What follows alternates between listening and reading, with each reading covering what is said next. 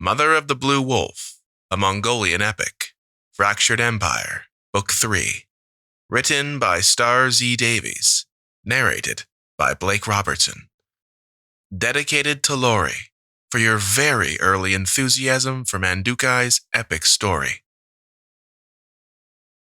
Chapter 3. Inevitable Surrender. Mandukhai's bones ached as she returned to her chair at the end of the day. No wonder Mandul constantly appeared run down. Even organizing something as simple as breaking up this camp, which seemed to have rooted in place, took all the energy she had within her. I'm hardly 22, she thought bitterly. Far too young to be in such pain. Jade Khan stood as Mandukhai entered. The sight of her friend startled Mandukhai, and she pressed a hand against her suddenly pounding heart. Jade Khan, what are you doing here? Mandukhai asked, relaxing her shoulders. I came to check on your well-being, Mandukhai, Jade Khan responded, pouring a cup of tea. Mandukhai sank down on the edge of her bed and slipped off her boots. Tired, but otherwise fine. Thank you. She accepted the offered drink and took a careful sip. Tomorrow we ride for Mount Burkhan Khaldun. Then you can finally have what you have been waiting all this time for, Jade Khan said, smirking at her. You will have a whole new reason to be so exhausted. For 2 years, Jade Khan had kept Mandukhai's secret, that she had loved Unabalad from her first days in Monkey Bulag. She had accidentally shared the truth with Jade Khan one drunken, jealous night. For a while, she had worried Jade Khan would tell Togachi or Mandul, but the other woman had kept her secret. It formed a bond of trust and mutual respect between them. Resisting Unabalad these past few weeks had taken all of Mandukhai's willpower, especially with Odrel always lingering around him. But Mandukhai never doubted his love for her. Unabalad had given her a promise more than a year ago that he would wait for her. Mandukhai understood how important his word was to him. He would never give in to Odrel, no matter what the girl did. Mandukhai counted on his patience. I don't see why the two of you insist on waiting, Jade Khan said, as she settled on a bench with her own tea. No one would question his validity if you shared his bed a little early. You are only putting off the inevitable surrender. Everyone already expects it. Everyone? Mandukhai was not sure why that put a foul taste in her mouth, as if Mandul had not placed this decision in her hands. Just the expectation that she would simply hand herself and the nation over to Unabalad shot a rod of stiffness down her spine. She loved him, but she had a duty to uphold as surely as he did. Mandul trusted her to handle the transition smoothly, though she knew no one would ever see it that way. Everyone saw Unabalad's takeover as inevitable, even if it would be by her own choice. It felt like she had no power over her own life. Jade Khan frowned, then glanced at the door to be sure it was closed. She leaned forward and whispered conspiratorially. It's the boy, isn't it? Mandukhai's heart stopped. Jade Khan had been with her when Seeker confessed she had a son with Bayan. Jade Khan swore never to speak a word to another soul, including Togachi. How much longer would Jade Khan hold her tongue? No, Mandukhai replied, setting down her cup. Not exactly. I have already decided what to do with him, should he survive.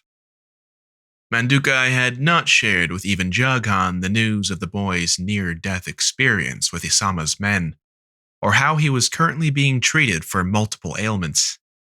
While Jade Khan knew Batu had existed in time, she did not know that he still lived. Barely. Then what? Jade Khan pressed. Mandukhai wanted to tell Jade Khan the truth, but she did not know how far Jade Khan's trust could go. Besides, until she knew if Batu would survive, and she had a chance to tell Unabalad the truth, She could tell no one else. I would rather not have people assume that, because I am a woman, I have no right or say in any of this, that I should just give myself to him. The words came out a touch more sharply than she had intended.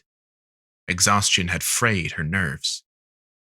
I apologize, Jagan, but I feel as if no one takes what I am doing seriously. They're just all waiting for the inevitable. She spit the last word out, echoing Jagan's own word. I did not mean to hurt your feelings, Mandukhai. I simply thought this is what you wanted. Mandukhai sighed. It is, but it is also starting to feel a lot like my betrothal to Mandul, like something that is completely out of my control. Jagan rose and glided toward Mandukhai. The other woman's movements were fluid. Without a child weighing her down, Jagan was quite a graceful woman. She settled beside Mandukhai and took her hand. There is a big difference between your marriage to Mandul and a marriage to Unabalad, Jagan said, her voice soothing. One you disliked, the other you love. Whether the fate of the nation is your choice or not, the fate of your heart was determined long ago by you. Mandukhai nodded, but she took little comfort from the words, particularly because Jagan's mention of the fate of the nation only reminded Mandukhai of her vision of Genghis. Like Mandul, Genghis placed the fate of the nation in her hands. The door opened and Esige slipped in, closing the door with her back to Mandukhai. Mother, I know who she is. Esige spun around and halted when she spotted Jagan seated beside Mandukhai. The girl appeared uncertain if she should continue. Is everything all right, Mother? Esige asked, examining with her critical eye the way Jagan comforted Mandukhai. Fine, Mandukhai said. Who is? Jagan asked, frowning at Esige. Mandukhai pulled away from Jagan as she realized what Esige referred to. Her heart pounded against her ribs. Mandukhai's stomach revolted against her, churning in a wild mass as her heart beat in her throat. Well then, don't keep me in suspense, Mandukhai said, hardly able to breathe the words. Esige began pacing the chair. Not a good sign at all. Mandukhai watched the girl's agitated movements as she explained the trail she had followed through the Korchin tribe to the man Odgeril claimed to be her brother. Except he isn't her brother, Esige finished. What? Mandukhai's eyes widened. I asked around targeting people who knew him, and confirmed it myself. Esige stopped and spun on her heel to face Mandukhai.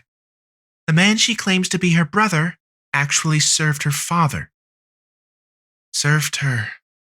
Mandukhai's hands began shaking violently. No matter how hard she tried, she could not swallow the lump that grew in her throat. Esige barreled onward. Naturally, I had to know who her father was and did some more digging. Her father was Batsahihan, one of the highest officials under Bulanai Khan.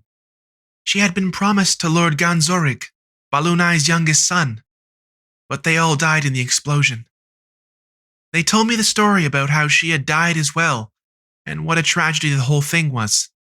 No one seemed to realize she was the same girl, and the servant tried protecting her identity, feeding into the lie. Is her name truly Odgeril? Jagan asked, placing her hand once more on Mandukhai's arm to offer reassurance. The offer felt stale to Mandukhai. The world spun. How could Unabalad not know who she was? Esige nodded. Unless Unabalad did know who she was and held her aside until he had secured Mandukhai and the khanship, the Queen Regent and the Korchin High Lady would make two powerful wives. He wouldn't do that to me, would he? She wanted to trust him, to have faith in him. But the very first bit of advice Unabalad had ever given Mandukhai was to be careful who to trust. Everyone wanted something, and he had always wanted the khanship. His feelings for her may have been genuine, but perhaps he was more like other men than she had thought. A Khan would need many wives. Unabalad would wait for her, then take another. Did Odgeril know this? Was that why she hated Mandukhai, because she could not be the first wife? Mandukhai despised where her thoughts went. This girl who posed as a simple servant was one of the highest-ranking ladies of the Korchin tribe. There could no longer be any doubt in Mandukhai's mind. Odgeril was after one thing: to be the wife of the next great Khan. Essige crouched in front of Mandukhai, placing her hands on Mandukhai's knees. "Mother?" she frowned. "He would never betray you." Mandukhai raised her tremulous gaze to meet Essige's, her vision blurred by the tears. "Wouldn't he? Because that is the very first thing he ever warned me of." "That was years ago," Jiao Khan replied, rubbing Mandukhai's back. "So much has changed since then, not the least of which is the way you feel for each other." His voice seeped into her mind.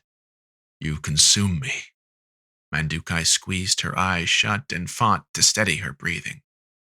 Nevertheless, his words echoed in her ears. "You have taken me, a mighty warrior, and reduced me to a love-struck boy." He had been so sincere in that moment, but how much of it was an act to get him to this moment? "I am at your mercy," he had said. But had he ever been? "Everyone wants something for themselves, Mandukhai, and you may not be prepared to pay the price." Was this part of the price? He had wanted the khanship. She had known that long ago. Mandukhai scrubbed the heels of her palms against her eyes and let out a shuddering breath as she opened her eyes. Jiao Khan chewed her lip in thought, then stood and seized Mandukhai's hand, yanking her to her feet. "Put an end to this now." "He must have known, Jiao Khan," Mandukhai said. "How could he not know a young woman of such high, noble birth? What if others know as well? What if they are mocking me behind my back?" Jiao Khan grimaced, then seized Mandukhai's shoulders and shoved her toward the door. "Then show them how wrong they are. Show him how you truly feel. Now, before she can make her move." Mandukhai stumbled forward a few steps. "What if they have already?" The words fell away from her lips. Essige snorted. "That, we can be certain, has not happened. Yet. People love to share gossip, and no one believed anything had happened. He was cold and distant with her all the way to Mongol Bulag. Go show her who you are," Jiao Khan said. The two shuffled forward, forcing Mandukhai toward the door. And once more, Mandukhai felt her own decisions removed from her power. Mandukhai paused at the door to collect herself before pushing out into the fading sunset. She would show Odgeril who she was, and the girl would eat dirt if she did not show proper respect to her queen regent. Unabalad sank down on his bed with a grunt of relief, toeing off his boots onto the floor. Odgeril rushed over to retrieve his boots and clean them for tomorrow's ride. The way she bent to pick them up accentuated her wide hips, and he knew she did this to get his attention.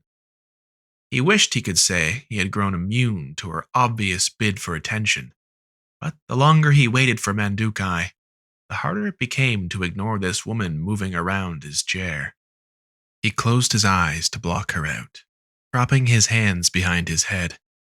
To clear his mind, he focused on his breathing and on the journey ahead. To prepare for the morning and a quick departure, everyone had packed up all but the essentials. Tomorrow, it would only take an hour or two for the families of Mongol Bulag to break down the Jers and begin the trek northeast. Something brushed his arm. Unabalad's eyes shot open to find Odgeril leaning close over him. Her hair tickled his forearm as she pulled the blanket over him. I thought you had fallen asleep, she whispered. I didn't mean to startle you. Unabalad realized he had grabbed her arm when he opened his eyes, and he released his grip. It's fine, but I think I can handle tucking myself in. Thanks anyway. She flinched, rubbing at her arm as she stepped away. His grip had been too tight, and guilt twisted his gut. Did I hurt you? He asked. She shook her head. My brother has done far worse. Her brother. One of these days, Unabalad would have to track down this brother of hers and make an example of him. He would not tolerate unnecessary abuse when he became Great Khan. I'm sorry. Odril waved off his apology. Let me see it, he said, sitting up. Really, I'm fine, she insisted, but he could see the red mark on her arm. He sat up and held out a hand. Odril studied the offered hand a moment before she sighed and edged closer to the bed and placed her wrist in his hand. He gently shifted her arm around to inspect the damage, but the redness on her skin had already faded. A muffled voice rose in anger outside. He recognized that voice anywhere. As Mandukhai threw the door open, he dropped Odril's arm, his throat tightening. This could not look good. Odril took a few steps back, bowing to Mandukhai.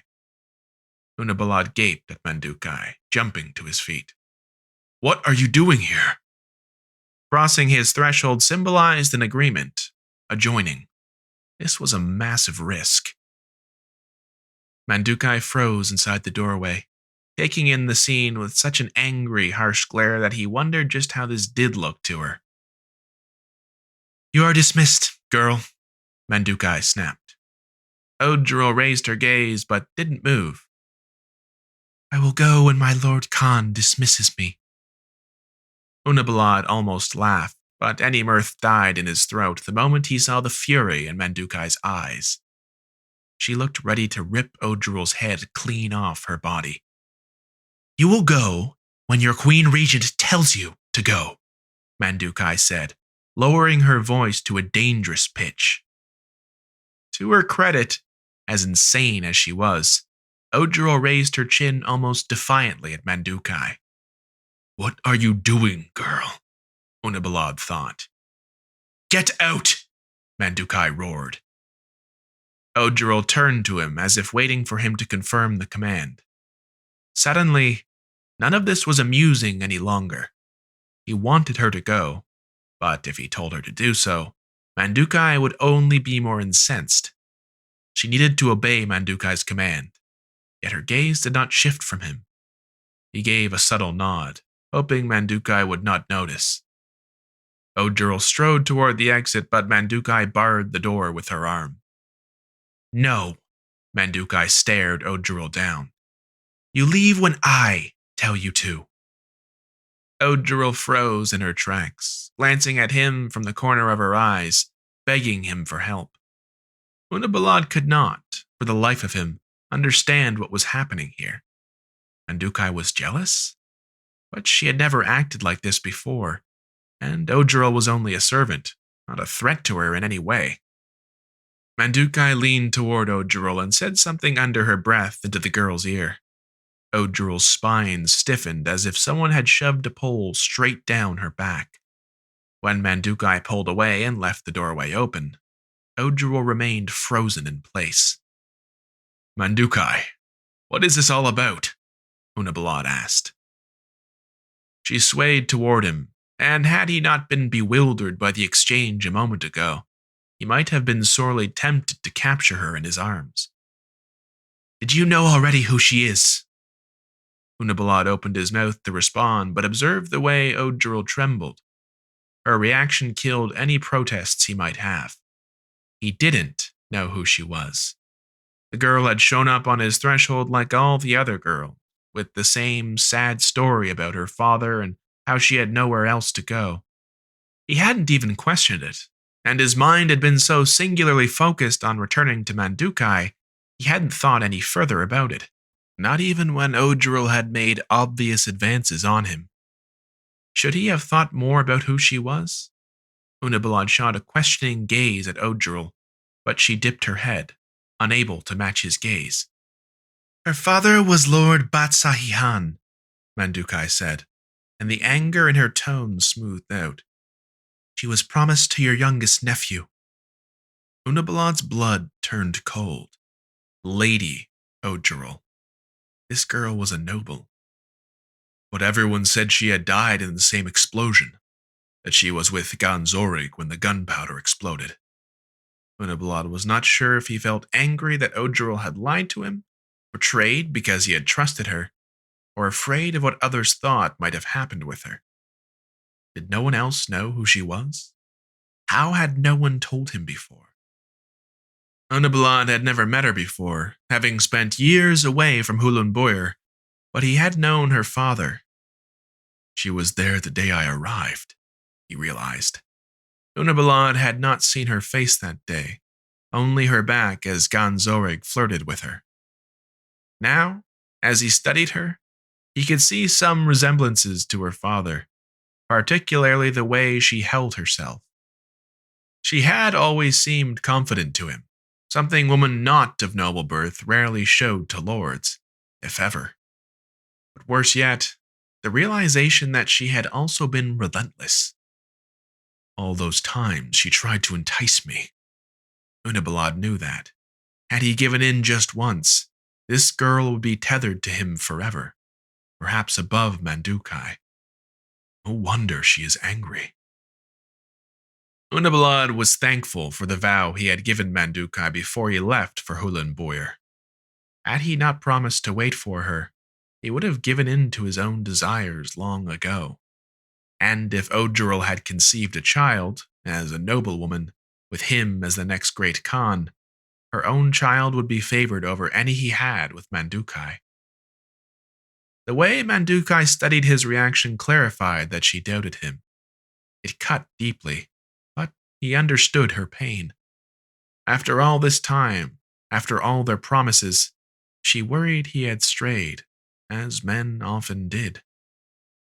Odgerel had created doubt between them where it had never existed before. Unabalad's anger slowly heated his blood. He would not lose the Khanship, or Mandukhai, because of this girl. Get her out of here, he growled. And don't run, girl. I expect my men to find you in the morning. Tears welled in Odgerel's eyes, but he had no sympathy for her this time. She had entered his jair and toyed with his emotions. Unabalad adopted a stony mask as he met her gaze, then turned his attention to Mandukhai, now standing before him. She waved Odgerel out with evident satisfaction. Mandukhai slid her hands around his arm, peering up at him. Unabalad cupped Mandukhai's cheek in his palm. He had hoped to see love or desire in those dark eyes. Instead, she appeared uncertain. Nothing happened. I give you my word, he reassured her. Mandukhai pressed her cheek into his hand. I believe you. Unabalad needed to be completely honest with her to mend whatever damage might have been done. I won't lie and say she did not tempt me more than once. It's been so long, Mandukhai. All the anger melted off of her, and she pressed closer to him. It has been so long. The warmth of Mandukhai's body against his own sent his body into reaction mode. His lips parted. His skin tingled as her hands brushed against the front of his deal. He was certain she could feel his heart pounding with desire. Unabalad did not remember putting his arms around her, yet he felt the curve of her spine against his palms. You. He swallowed the lump in his throat. You should go. Before. Mandukhai rose to her toes and pressed a kiss against his lips. He wanted to resist, to stop, to honor their tenuous agreement. But once the gates of his desire had opened, there was no way he could hold it back. Instead of pulling away, Unabalad's muscles locked him in place. Even if this was a new level of torture, He could not pull away if he had tried with all his might. He needed her in every sense of the word. He was always hers. That had never been in question. Perhaps this would be the only time the two of them could be together until after the ceremony. It would be weeks before he could kiss or touch her like this again. Unabalad refused to let her go. Her lips parted, and he matched her welcome with an eager groan of delight. The moment their tongues touched, all the pent-up passion exploded through him. They grasped at each other, unrestrained, uninhibited. He peeled her deal loose around her shoulders, tearing his lips from hers to devour every inch of exposed flesh along her jaw, neck, shoulders. Mandukhai yanked his belt away, ripping at the ties holding his deal closed. She breathed his name, and the sound stoked the fire burning in him. Unabalad shook off his own deal, consumed by the passion, knowing there would be no way to stop now. They edged toward the bed, all lips and touches. Mandukhai's hands slid along his spine, and a shot of lightning ran through his very core. No longer hindered by the barrier of their clothes, her soft, smooth skin brushed against him. Mandukhai's gaze fell on him, flushed with desire. "I was always yours," he whispered. Mandukhai slid her hand into his and pulled him down on top of her. In moments, they lost themselves in explosive desire, suppressed for far too long. Unabalad held Mandukhai through all the peaks and valleys of passion. Even when the passion had been spent, he refused to let go, afraid that it would be too long before he could touch her like that again. Any doubt Mandukhai had harbored before entering Unabalad's chair vanished as the flame of their desire consumed them. "I was always yours," he had said, and those words warmed her even as the cool air chilled the sweat clinging to her skin. His arms remained firmly wrapped around her despite the gentle rise and fall of his chest as he slumbered. Jagan was right.